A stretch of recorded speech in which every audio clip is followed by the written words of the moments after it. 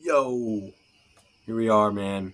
Um, as you can see, I'm outside, um, and I'm gonna be doing a video that I've played off for too long, um, and that is my review on the Quarry. As you guys are seeing this video, you'll also see the final video of that series. It's just been a very, as I mentioned, busy busy time for me as I'm looking to pass a few tests for my major. College has just been crazy, a lot going on. I apologize for that. That has to come first in my eyes, and I think everybody else would agree. But I'm outside, like I said. It's a nice day or nice night out, a little breeze going, looking good. Just enough where I can wear a long sleeve and feel good. Um, so I thought, why not do it out here? Kind of a cool vibe, you know. I have like 99.9% of what I'm going to say on my notes here. And so, what I'm going to do is kind of just go through everything that I want to go through. A lot of it is, like I said, really concerning the ending and how I would have kind of done it a little differently, but how it was unique in its own way. And I'm going to go through all that. Um, but I just wanted to discuss it. And so, that's what we're going to do. A lot of this I'm going to be reading directly off my notes, and then I'll kind of elaborate as I go. Um, so, here it is. The Quarry, my final thoughts. So overall, I thought the game was great. Had a great storyline, and the characters were great. Um, Multiple great and well-known actors. We had Justin Smith as Ryan. We had Zach Tinker as Jacob. We had Brenda Song as Caitlin, who I grew up watching from Zach and Cody, which I thought was really cool that she's still doing her thing. We had David Arquette. Thought I heard something like that. From Scream. He was Chris Hackett. We have Miles Robbins, who was Dylan. We had Skylar Gizondo as Max, who he's in a lot of movies that I've seen. A lot of people probably have seen him as well. Um, we had Halston Sage as Emma. We had Evan Angoria as Nick. Ariel Winter as Abigail. Siobhan Williams as Laura. And, of course, a few other noticeable, well-known names. I won't go through all of them, but you get the point. So good cast, good game, good story. Loved that. I thought all did a great job.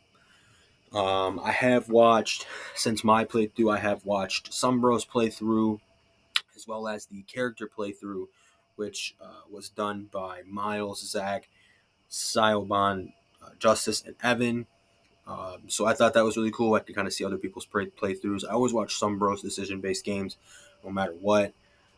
That's why I haven't done a lot of them on my channel, is because I've watched them play a good amount of them, right? But I went and waited and then watched theirs after. Um, the Another positive that I felt was the facial expressions. They seemed a lot better. They seemed a lot more in depth, which I really liked. A few examples I can noticeably point out just off the top of my head was Emma. Emma had some good ones. It just felt like it meant more. You know, you could see it, and it was really well done. Um, I liked the how the clues and the tarot cards involved. They did really well with that. It was a good idea and well implemented. Um, the evidence that was new.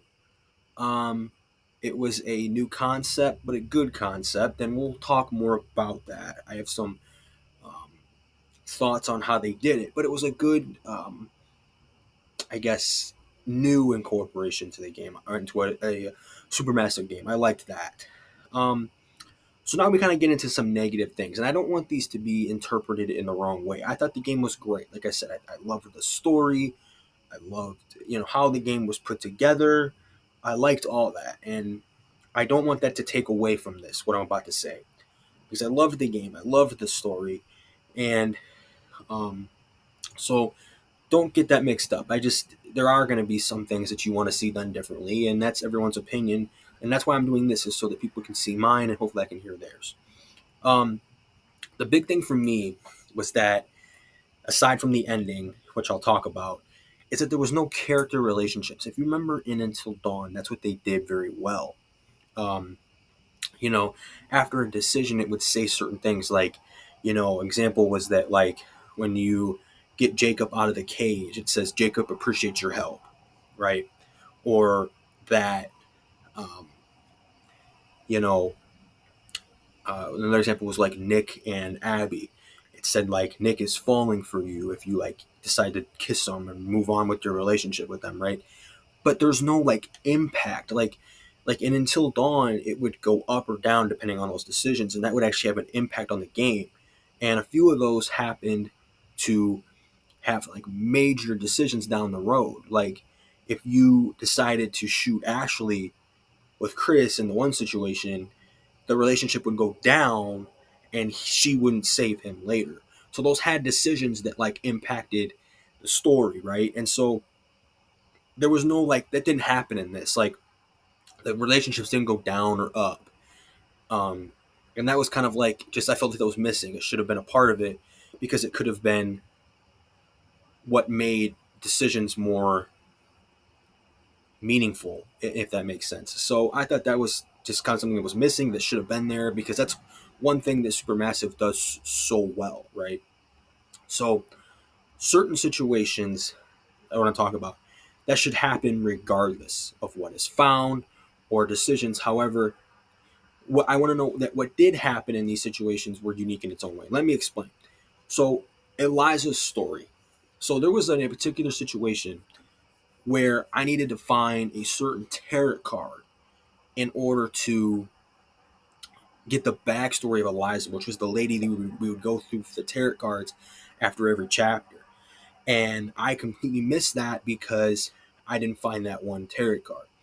And I think that's kind of like, okay, yes, it's unique in its own way. You have to find it in order for it to be considered, for them to show you. But that kind of adds to the story. And it's like, again, I feel like that's just a decision or something that should happen regardless, not based on the decisions, because it's kind of like something that's important to know. You know what I mean? And so that was something that I felt should have happened regardless of my decisions.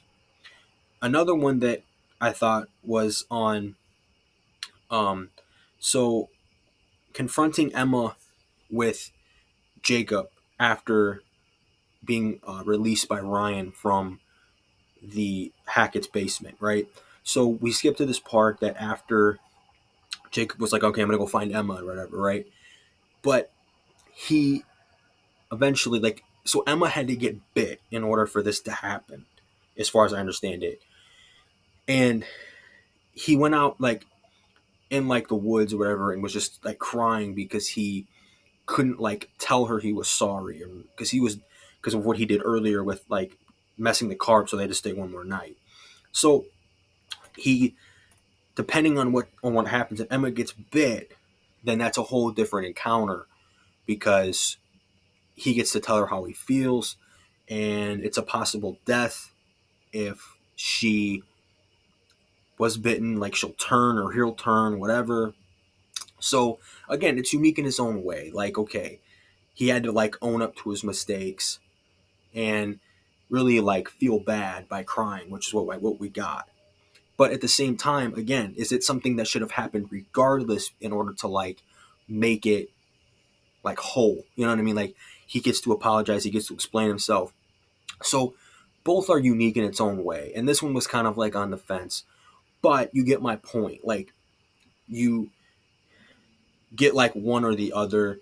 And again, kind of like the Eliza thing. It's like something that you want to see happen regardless. But um again, both are unique in its own way. But it's just the arguments that they are like, what, would you want to see more? And honestly, for me, more, I'd want to see him like apologizing to Emma and, owning up to it. So that's where this comes in. Close. There we go. And um, I just thought that, again, it's one of those things that maybe should happen regardless. But again, both are unique in its own way. The Eliza thing definitely goes more hand in hand with what I'm trying to say, because again, that like tells the backstory of her, and we didn't get to see that. And I think truly that's something that should happen regardless. And the whole Emma and Jacob situation we just talked about is like on the fence. It's iffy, iffy. again, which one do you want to see more type thing, but both are unique in its own way. And that's the kind of way I think I can put it. So those are kind of things that I want to see or wish I would have seen from that. So that one, so the big thing I thought about the ending, and this is where I kind of get into like more about this, is that in the end of Until Dawn, eventually all the characters were brought back in some way together. And in this, I have written down, and I'll read it almost word for word. Um, there was no agreed group of characters or interrogations. It seems certain relationships are unsettled, such as Nick and Abigail, for example, who started off with their relationship going in a good direction, but as Nick changed, look at that car goes by. As Nick changed, turning after turning, and nothing was said between them after, right? So their relationship was going in a great direction, right? But when he turned into the werewolf, it got a little shaky, and then we never had anything between them after. Like, hey, this wasn't me. I'm sorry. Can we still like pursue our relationship? Whatever. That never happened. Um, and another thing with that goes in like with the Emma and Jacob situation. Like nothing was ever said between them after. We don't know what comes of those things. So there was no regroup of characters. There were a lot of things I felt that were like relationships wise were unsettled, and um, that kind of goes hand in hand with you know like the interrogations, right? Like, and Until Dawn, that's what they did really well in the ending. Is like they, depending on what, like an example was depending on like how Matt and Emily's um, relationship gone. Like Emily would either talk shit on Matt or like say like he's loyal to me, I'm loyal to him type thing. So we don't know what came of relationships. We don't exactly know whatever went on. We don't know like what ended up coming of them. There was no like regrouping. There was no like relationships were in question, and but and so that was kind of a mystery to me that I didn't like. And having said that, um, that takes me to my next point, which is the evidence. And so with the evidence, it could have been cool to use it in the interrogations, as I just mentioned. Like what if, right? You know, and I'm gonna read this because I put it so well when I was writing it down. So like in the interrogations, what if you had to plead your case using what you found in a decision scenario where you had to pick the right evidence to align with the question being asked in the situation? If there was not appropriate evidence that you found, or it could have been a problem for proving the innocence of the certain character that was being asked to or the group. I thought that would have been kind of cool. Like, do the same thing with the evidence or the interrogations, do that, but like incorporate the evidence. That way it felt that that was actually more meaningful. Like, that's the part that with the interrogations would have been a good idea because it doesn't feel like the evidence actually did anything. And we'll talk about that again a little more in detail as we go on. So I just thought that'd have been kind of cool. I thought that would have been like a good implement kind of thing. It also could have gotten the characters to regroup again, like I mentioned, and talk about like their relationships, or kind of just give us a better understanding of what actually happened, and actually using the evidence in a better way, right? So that said, let's talk about the ending podcast. So the ending podcast idea was different, and yet again, as this theory goes, unique in its own way. Right? We have a woman who believes the story and most stories they come across, and we have the skeptic who needs hardcore proof to say he believes the story. I got the ending headline of "Bodies Recovered in Summer Camp Murder Mystery." There are multiple headlines. Again, I'm reading this like from my own like readings because I put down all my thoughts before I made this. That way, it wasn't like all over the place. So I'm probably going to read it word for word. Um, there are multiple headlines that one can receive based on how much evidence is found and who's alive. As they go through all the evidence found, eventually the skeptic agrees that something weird did indeed go down, stating the podcast's name and saying it is indeed bizarre yet bona fide. While they agree something weird went down, it is still unclear if the counselors were proven innocent or guilty and what actually came of it. Because they think something weird went down based on what they saw in the evidence, I feel this does not mean that they were off the hook officially. In conclusion, I feel that it is still unknown. The only clear ending comes if you find all evidence which says the teens are proven innocent in the headline. I feel regardless of what ending headline you get, it should be made clear of what came of it. And it did a decent idea of that when it was like telling us like who lived and who died, right? But it didn't go into good detail. So uh, this is where what I mentioned above, where having the use of evidence you find in a decision-based way, where you have to back up the questions with a certain evidence, and if you can't, would count against the characters or maybe even the group. Um, this is like I said, what Until Dawn did so well is it showed us the characters' final thoughts in the interrogations, and again, we kind of had an idea with how certain relationships ended for certain characters with another character, like the Emma and Matt or the Matt and Emily situation in Until Dawn. We knew how that ended. We didn't know how that ended with a situation like Abby and Nick. So again, if they just could have done that better, they could have made it. My overall point with that is they could have made it more clear. They could have officially said like what happened. Yet we're only made to like have our own conclusions, right? So hopefully all that makes sense. I feel like I'm doing well with saying what I want to say. But to finalize, okay, this is my like final paragraph when I was trying to sum what I said all together in a good way. So let me read it here. To finalize my thoughts, I feel the ending could have been more clear, and evidence could have been used in a way that meant more by having to back up the questions you were asked in interrogations with the evidence you had, and if failed to do so, would mean the group or a certain character was proven guilty. I feel the podcast was a cool idea, but was not clear what actually happened in the end. We can only assume or come to our own conclusions by what the podcasters say. The character relationships are what Supermassive does so well, and not having included it, I feel hurt some decisions that could have been made as they did in Until Dawn, such as the how Emily and how Emily would feel about Matt, or if Ashley saved Chris.